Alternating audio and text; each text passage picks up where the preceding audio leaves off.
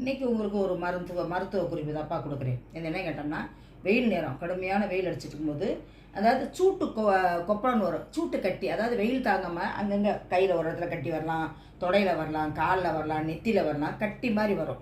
அது ரொம்ப வேதனை கொடுக்கும். அது பழுத்து உடைஞ்சு நம்மளுக்கு வந்து சீக்கிரம் ஆறுறதுக்கு ஒரு மருந்து. நம்ம வீட்டில் இருக்க மருந்து இது. வெளியே ஆஸ்பத்திரிக்கெல்லாம் போக வேண்டியதே இல்லை.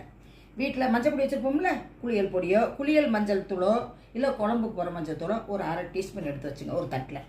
துவைக்கிற சோப்பு இருக்குது பார்த்தீங்களா, ப்ளூ கலரில் துவைக்கிற சோப்பு, அதில் கொஞ்சம் போல அந்த மஞ்சளோடு போட்டு வச்சுங்க.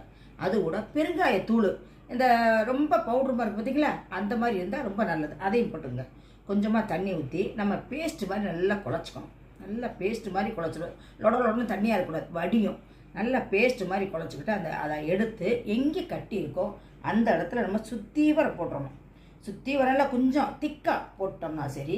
அது வந்து இப்போ நைட்டில் போடுறோம்னு வச்சுங்களேன், நைட்டு ஃபுல்லாக அந்த மருந்து அப்படியே கெட்டியாக அந்த கட்டியை வந்து இது பண்ணி அப்படியே அதை உறிஞ்சி என்ன செய்யும், அந்த சலத்தை பூரா வெளியே எடுத்துரும்.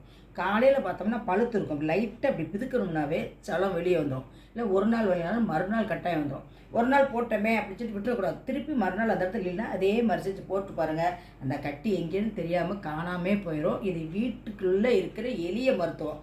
எல்லாரும் கடைப்பிடிங்க, தெரிஞ்சவங்களுக்கு சொல்லுங்கள்.